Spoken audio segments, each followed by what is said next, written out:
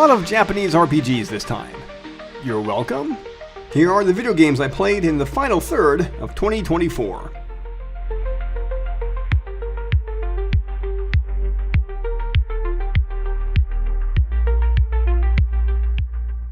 First is The Legend of Zelda Breath of the Wild.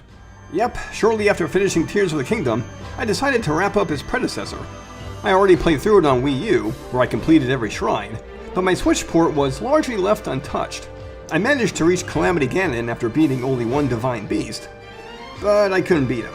So I got the Master Sword and beat 2 more Divine Beasts, and that worked out better. Breath of the Wild is a pioneer title, but I like the sequel better. The bosses are more varied, the side quests have more substance, and using Zonai devices is pretty neat. Meanwhile, Breath of the Wild has Guardians. I really hate those things. One thing I forgot to mention in the last video is this game series' weather effects. The wind, rain, fog, and random particle effects help make this digital world seem truly alive, and it's much appreciated. Don't really like the story though. I mean, Link was resting for 100 years? And Zelda's been fighting Ganon for that same amount of time? That's pretty ridiculous. Maybe if it was 1 year or 5, that would be more reasonable. But as it is, Zelda begins the game at age 17 and ends it at 117. Yet old age hadn't touched her at all? As I said, ridiculous. Oh, and sorry for spoiling the ending to a 6-year-old game. I thought I made it clear that I'm not in need of an escort. It seems I'm the only one with a mind of my own. I, the person in question, am fine, regardless of the king's orders. Return to the castle and tell that to my father, please. Well, excuse me, princess! Next is Visions of Mana. Somewhere is another dimension where fans of the Mana series are enjoying the latest remake of Dawn of Mana. This other dimension is commonly called Hell. It's frigging hell. I only played Dawn of Mana for a few minutes back in the day before deciding I had better things to do with my time. It was a roommate's copy anyway, so no great loss. Years later, I learned on YouTube that this game is the worst in the series, thanks to an unsatisfying story, confounding level design, and a leveling system that resets you back to 0 with each new stage. So naturally, the game will be adapted into a movie someday. Maybe Eli Roth can direct. Screw that shit, so I'm thankful we have a brand new Mana game, started from scratch. The story is about a fairy who visits cities and villages to choose people to be alms, who then must journey to the Mana Tree to offer up their souls and restore the land's mana. If this plot point sounds familiar, it's because it was previously used in Sword of Mana. Yep. Hina, the Alm of Fire, and her bodyguard Val head off and meet up with other alms, some of whom have pretty sad backstories. With your heroes united, you venture forth to rid the world of the vile scourge of cute bunny rabbits, cute little mushrooms, sexy insect fairies. Am I the bad guy? Am I playing through a villain origin story without realizing it? Or maybe I'm overthinking it and I should just play the damn game. As for that gameplay, well, you know, you press the button repeatedly and you hit things till they stop moving. That's pretty much the gist of it. Okay, there's more to it than that. You can equip spells and stat upgrades, plus class changes from Trials of Mana have returned. But unlike that game, where class changes are permanent, here you can easily assign and switch out classes among your party members. You also use elemental points to permanently gain new abilities unique to a class, making this the one mana game with the most customization. The game isn't open world, but it does have large areas. And unfortunately, there are shiny things dotted all across these areas. I say unfortunately because whenever I play a game with shiny things, I must have them all. What's that? I can just follow the yellow star to the main objective? No! I must have the shiny things off to the sides. They might be freebies that are crucial to my journey. Or they could be stuff that I'll just hoard away and never touch. But I must have them! What can I say? I must have been a cat in a previous life. I found that early boss battles were fun, but pretty easy since they didn't hit very hard. Though I must note I played on normal. As the game went on, of course, bosses got harder and trickier, and the Benevodons had original designs rather than borrowed from earlier games. Just what I need.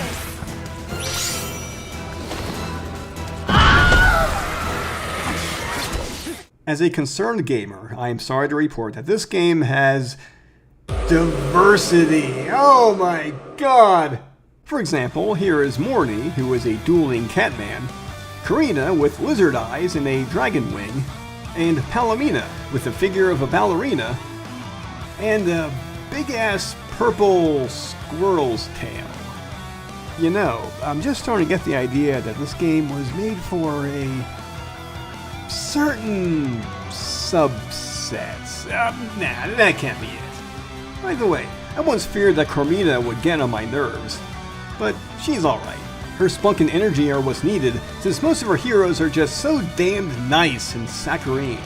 I needed a little Carmina to keep me from vomiting at times. Huh? Oh, no! Get it off me! Karina, wait! Don't move. Uh-huh. You know, Secret of Mana had prioritized bright colors over complex textures. Its follow-up, Trials of Mana, had instead a rich color palette to add a bit more realism. This new game went with the Secret of Mana method, with solid colors and simple textures. And look at how blue that water is. It's not realistic, but it is picturesque. On the other hand, look at this water. It's fairly gray, hence more realistic. I wonder if there was a disagreement among the artists over how this game should look. Maybe they reached a compromise. And hey, this place is a bibliophile's dream come true. Except when I jump on the books and show how dusty the place is. Since I played the Trials of Mana remake several times, I couldn't help but do comparisons. In the remake, areas are much smaller, so going from one battle to another takes no time at all. The downside is that doing constant battling wore down on me. I like to take a long break for exploration, but the game isn't designed that way. But Visions of Mana does give me downtime in between battles, since the giant areas have plenty of empty room to check out. Still, I think I like the battle system in the remake a little more. It's easier to keep track of everything, I think. But however different Visions of Mana tries to be, it does keep one tradition alive. Dancing merchants!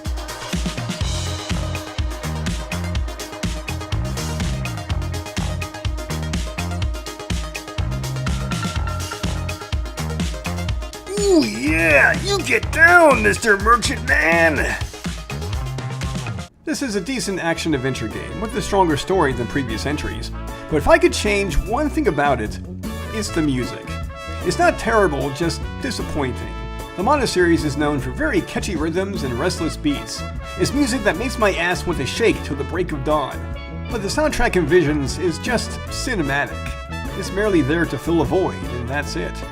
At least it's not candy-ass like Final Fantasy XII soundtrack. Oh, look at that. A downloadable music pack for $20.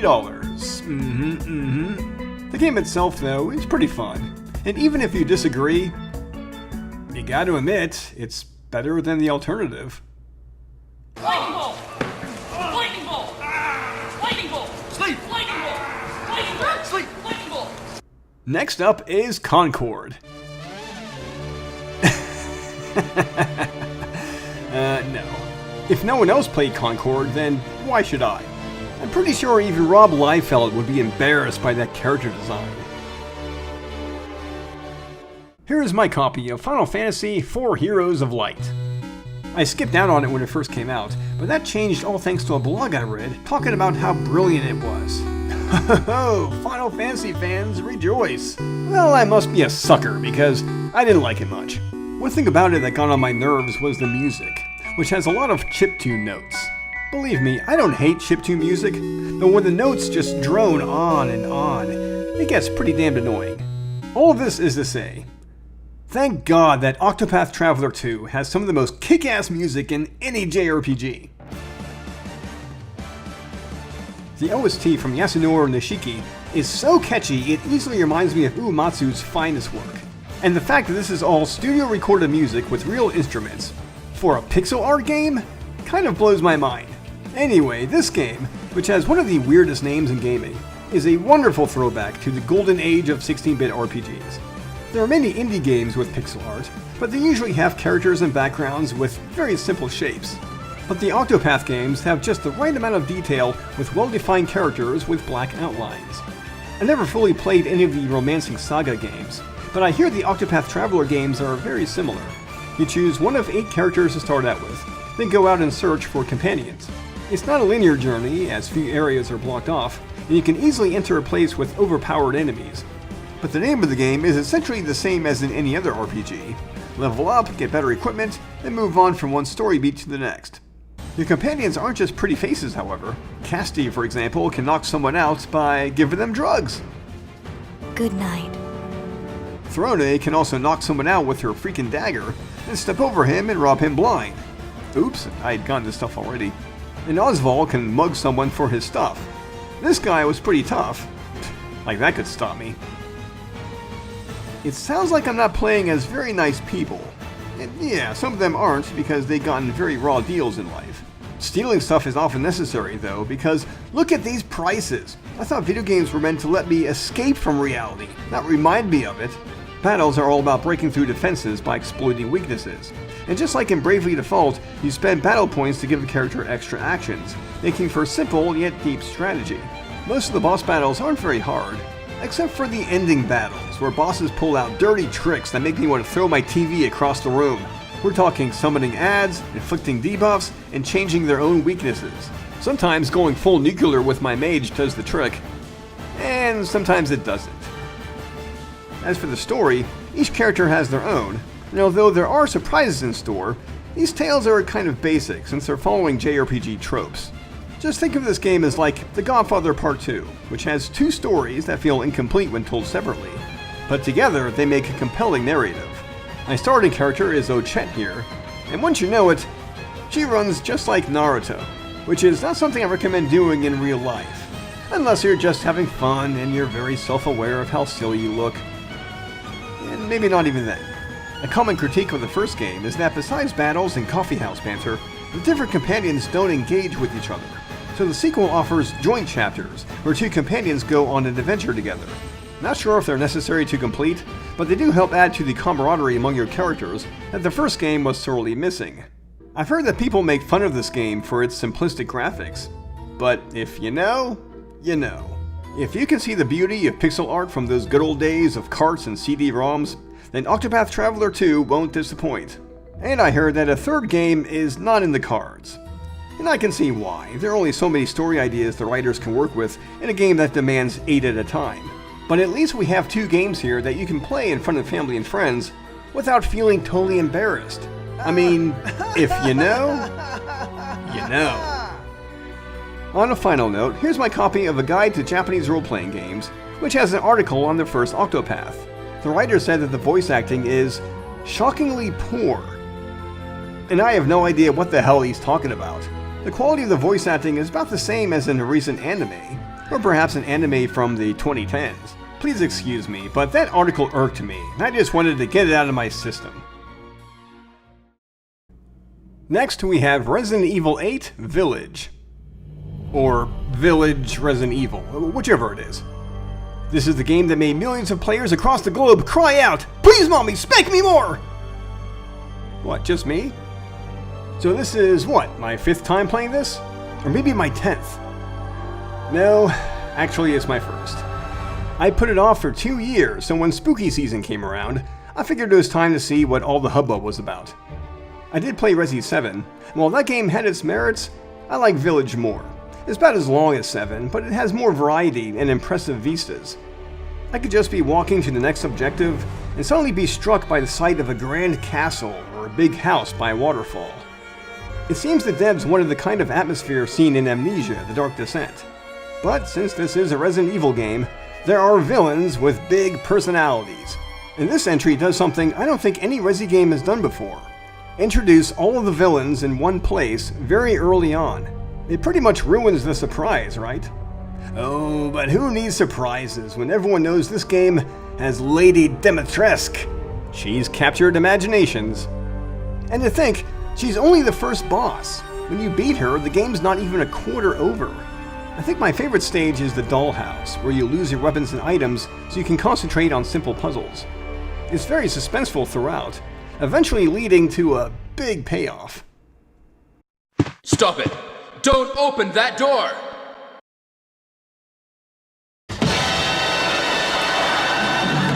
Nobody expects the Spanish Inquisition! The lake stage is also puzzle-based, while others are about surviving insurmountable odds with limited ammo. The game is a rather short experience, made to be played multiple times, along with its DLC missions, including the ever-popular Mercenaries.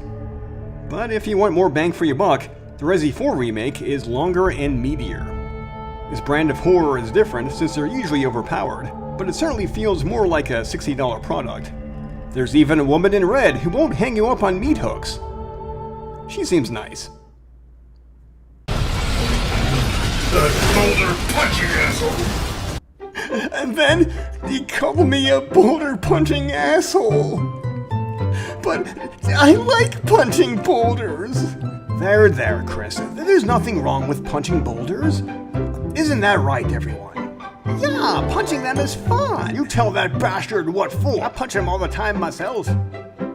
Thanks, guys. That's why I love you. Well, that was strange. But life is strange.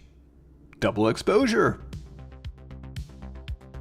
In her time, Max Caulfield has faced mean girls, drug dealers, and the school principal.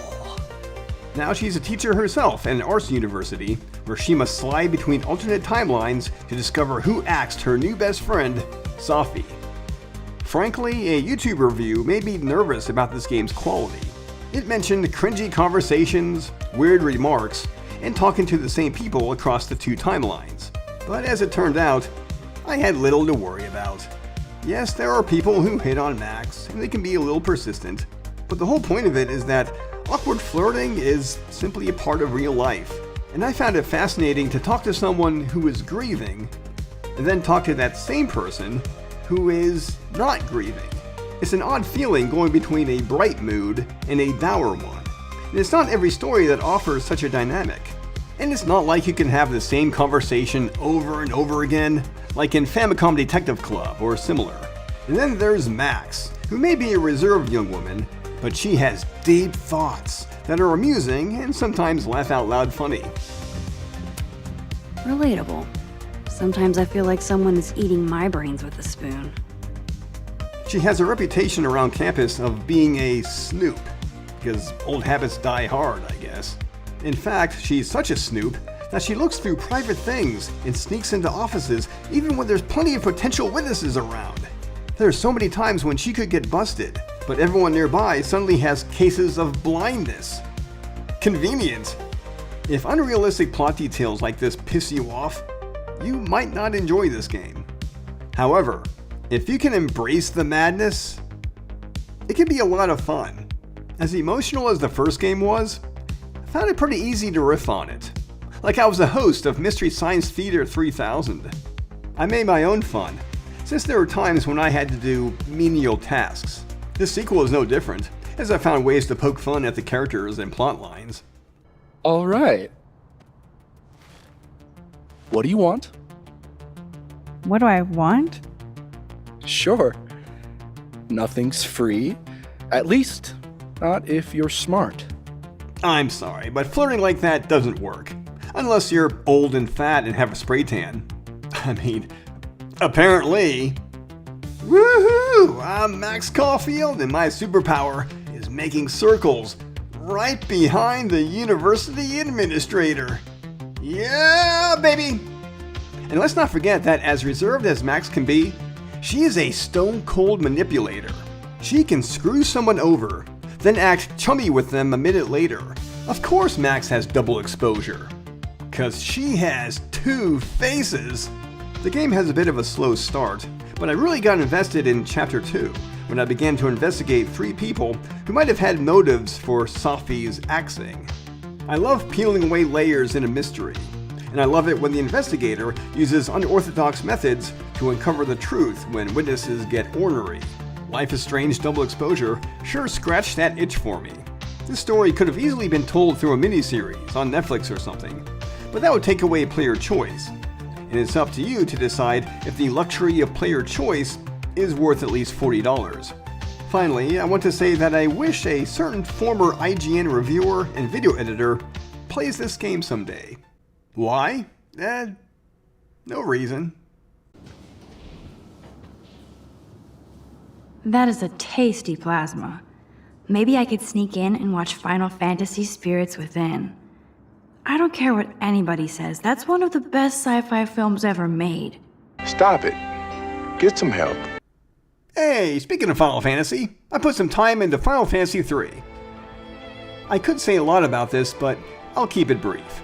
The game is somewhat like the original Final Fantasy, only that jobs are not locked into your characters. Some jobs are more useful than others, and some are utterly useless. Scholar, I'm looking at you. The story can be silly at times, but I think the core concept could make for a good fantasy novel.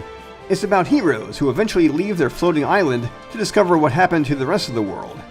There's one character death that seemed totally unwarranted, but perhaps that's the whole point of it. Death doesn't always have meaning, and at least one writer wanted to convey that. The Pixel Perfect remake offers level boosting. You better believe I took advantage of it. It was either that, or spend around 2 weeks doing nothing but level grinding. Sound fun to you? Finally, here's my Final Fantasy collection. That's Final Fantasy 1 through 16 on some form of physical media. And yeah, with each new release, I keep on thinking, okay, this is going to be the final one.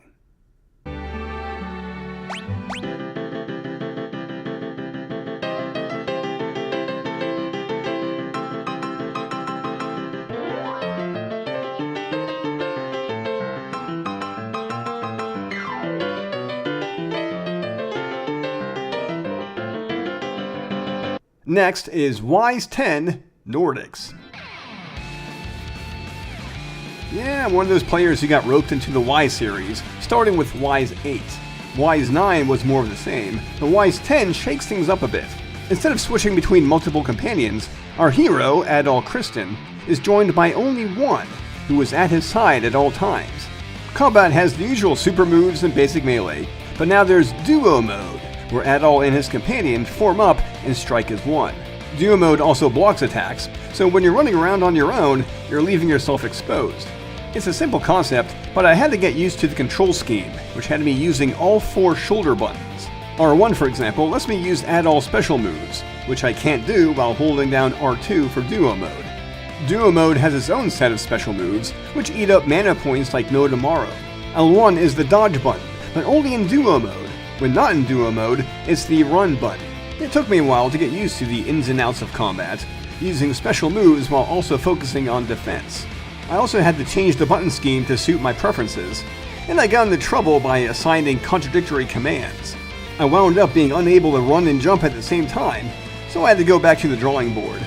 It's cumbersome, but I suppose it's better than Peter Molyneux's philosophy of using only one button. So I'm going to do that insanely by just using this one button here. A non-anime fan might look at VIII and think it's a whimsical fantasy world, like in My Neighbor Totoro. But no, this is a hard world with warring factions and grey morality. Piss! Pirates! Those two. Actually, these blue shirts are Normans, who are kind of like Vikings, except they're not raiders, they're extortionists. They allow ships to travel safely through the Abelia Gulf, only if their captains pay a hefty toll. Captain LaSalle here not only dodged the toll, he hired mercenaries to deal with the Normans should they show up. For that, he got executed by none other than Karja, who ends up being Adol's battle companion. Wasn't the captain owed a fair trial? Nope, not in this world. That was a cruel thing Karja did though. I never forgot it throughout my playthrough. Anyway, VIII isn't really a sequel, it's a prequel. Our hero Adol is 17, and he's fresh off of Y's Book 1 and 2. I'm glad I asked you to come. Damn it, Adol, don't do that! I'm so used to you being silent! At first I figured the devs at Falcom made a prequel because they didn't want the great saga of Adol Kristen to progress too quickly. But a YouTube channel had another suggestion. A younger, more naive Adol might be more willing to work with the Normans, a hard people who will do nearly anything to survive. Since the Normans are seafarers, you get to be one yourself. I saw that the rumors were true that your ship tends to move very slowly, and speed bursts recharge just as slowly. Your only saving grace is these currents, which bump up your speed a little. Naval combat is similar to that of Assassin's Creed 4 and Skull and Bones, except that ships are rather floaty, like they're bathtub toys. There are small skirmishes, where you should try to stay within the red circle or else your progress gets completely reset, and large battles where you have to destroy these magic shield generators. I can't say I really enjoyed naval combat, but it did help keep the game from getting repetitive. Meanwhile, in melee combat, amazingly, there's blood! I mean, wow, Mortal Kombat back in the day had a little flying blood, and soccer moms blew their tops. And now Wise 10 has blood, yet it coasts by with a teen rating? What madness is this? I have mixed feelings about Adol's outfit. With his hoodie and long shorts, he looks like a skater dude. Which makes sense since he gets around labyrinths on a hoverboard. But it's a little hard to imagine him wearing this getup at this stage in his life, when he's mostly known for wearing this 80s retro armor. In fact, he can download that armor and put it on as a cosmetic.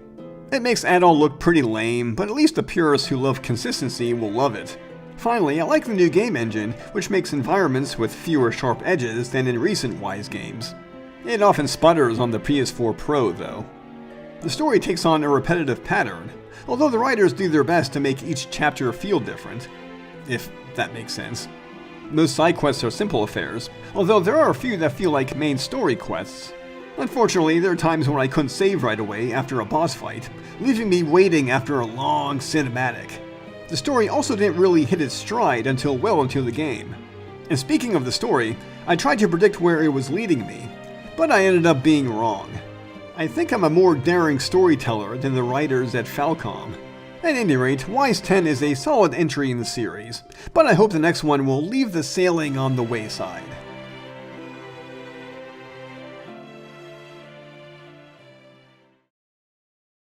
What do you mean it's pronounced ease? What, I've been saying it wrong this whole time? God damn it! Are you getting sick and tired of me talking about Square Enix games? Well, okay. But not until after I talk about Dragon Quest III. It may surprise you to learn that I'm not much into Dragon Quest. In fact, these are all the Dragon Quest games I finished. Yep, never played 11, but I did finish Swords. I also put some time into 9, but couldn't bring myself to finish. So I'm not big into the series, but I am a fan of the HD 2D style. After being on the fence for a bit, I thought, what the hell, I could do worse. What's really crazy is that I could have finished another remake of this game long ago. On Switch, through this port of a shitty mobile game. You see this? This is Temu Dragon Quest, right here. Anyway, let's begin. In Dragon Quest III, we have a world where someone can dress up like that, yet their mother won't tell them to change into something less gaudy. My hero, randomly named Bluey, is to meet with the king for permission to go and avenge his father. Seems straightforward, but I wondered, what if I turned around and headed back? Would the game allow me? Why, yes it would! I actually told Mom that I reconsidered talking to the king, and she got pretty flustered. I then dickered around a bit, finding a seat of defense in this hidden area, before finally making way to His Majesty, who scolded me. Ah, so you have deigned to grace us with your presence at last. We had begun to think that you were not coming. It's not every JRPG that gives me such freedom, so this was a nice touch. I then went to Patty's party planning place. Oh, forget it. There, I created 3 party members to my liking. I went for a balanced party, consisting of a warrior, mage, and priest. It's a typical and boring selection, but I didn't feel like experimenting. After all, what other game can let you have a modestly dressed mage fight alongside an immodestly dressed warrior? Much later on, though, I was encouraged to change vocations so that my new buddies can permanently learn new skills. The caveat is that a class change will reset the party member back to level 1, with their stats cut in half. On the plus side, they can level back up quickly with the help of the other members. At first, I was afraid I was doing something wrong, that maybe my members would remain too weak for upcoming challenges. But they did bounce back and become strong. They just needed me to do plenty of level grinding, especially against these XP-rich metal slimes. The story is adventurous, as all the reviews have said, but character development is very minimal. Your main hero never talks. Instead, it's up to NPCs to explain everything and make requests. In fact, that's pretty much what the whole story is. You fulfilling requests, because if you don't, you can't proceed. One early request is to retrieve the Thief's Key, which can open all sorts of doors. Which is surprising since such a thing is usually a cheat item in other games. A good many requests are tongue-in-cheek. Here I'm buying some black pepper. No big deal, right? Except that I'm giving the pepper to a king who then gives me an entire ship to sail in. Talk about gratitude for such a simple errand. Upon setting sail, I found the world to be very large with many towns and a few labyrinths. Not to mention many kinds of people, like these brutes, who can give information in rather insensitive ways. Speaking of labyrinths, it was very hard to get lost in them since I could bring up their maps with the touch of a button. This is what other players mean by the game being too hand-holding. So if you don't want that, simply don't press the map button. As for the HD 2D graphics, they naturally draw comparisons to Octopath Traveler, but those games have an emphasis on pixel art, which can often be found in environments. But Dragon Quest III is more like Star Ocean the Second Story R, where the characters are pixel art, but environments are sharply rendered. Honestly, I think I like the Octopath method better, since it invokes the good old days of the Super Nintendo and Sega Genesis. But that's just because I'm an old fart with my ass firmly wedged in the past. I gather that the soundtrack is made up of recordings from years ago, which is fine, except that I wish some tracks, like the normal battle theme, didn't have such short loops. It took many hours of level grinding, but I eventually defeated Baramos and saved the day. Or did I? So did this beautiful remake turn me into a Dragon Quest fan for life? No, not really. As I said, character development is minimal. It's mostly about how you, the player, feel about flashbacks and quirky quest objectives. I guess I need more than just cheeky writing and a decent battle system for a JRPG to truly satisfy me. You can't really say that the old NES hardware limitations are to blame. Take Final Fantasy II, for example. As unpopular as it is, it does have deeper characterization and a more suspenseful story, despite debuting on the same hardware. Now, having said this, you can call me the world's biggest hypocrite, because here's my copy of Dragon Quest IV, which has been firmly in my backlog for years. Maybe next year? As for Dragon Quest III, at least I got a bunch of trophies, which is always good. Oh shit, there's nothing to see here. No, nothing at all. Nothing to see. Wash your eyes out with acid. Do whatever it takes, because I swear, there's nothing to see. Now for some useless trivia. If you've heard that Dragon Quest was the very first JRPG, that's incorrect. It was the first blockbuster JRPG, perhaps, but the very first JRPG may have been Chite Tenkin from Kohei. Released in 1982 on the PC-80, it was mostly text-based, and its standing as a JRPG is debatable. Because of this, Dragon and Princess may actually be the first JRPG. Also from Kohei, it still required text commands, but it at least had experience points, along with party formation, item consumption, and turn-based combat. It also looks like it was drawn by 3-year-olds. Finally, let's revisit Nintendo World Championship. In my last video, I said I was looking forward to the weekly challenges. Well, my enthusiasm dropped like a turd in the ocean. After all, it's not like there are any prizes being given out. Plus, I occasionally see some world champions using glitches to gain an edge. But it's also because I'm just not very good at some of the challenges. However, this one time, I actually reached #1 in the world! Along with a bunch of other players, but still, I was told I was #1! Of course, the challenge was just reaching this door in Super Mario 2, which is something even Stevie Wonder can do, in his sleep. But there's also this one other time, when I was #1 in the world! Along with a load of other people, because all we had to do was stomp on this paratroopa in the other Super Mario 2. Apparently, 1.43 seconds is the fastest time humanly possible. Anyway, the moral of this story is that I'm an idiot, and don't you forget it. Thank you for watching. It's been another year with ups, downs, and grave uncertainties. And I'd like to promote once again my fantasy novel from 2021, A Price to Pay. It's about a woman named Melindra who awakens from a days-long coma with no memory of who or where she is. A suitor of hers takes her to Paris, where they're seemingly on vacation, although the man hints at another reason, which she can't guess at. Back at home, Melinda discovers she's a sorceress and a duchess, and she surprises people by not acting like her normal self.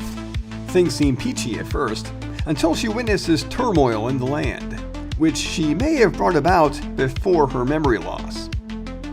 As for me, who knows, I may try to get into a content sharing channel. I'll have to sign a binding contract with them, but I'm sure nothing bad could come out of it.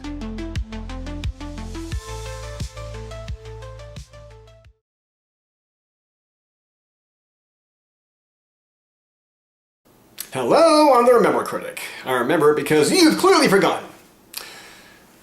Video games. Who needs video games? Well, millions do apparently, but I have very little exposure to them myself. I'd rather stuff my face with popcorn and watch The Room for the 100th time. But that's not to say I never played video games, so here are some of my most cherished video game memories.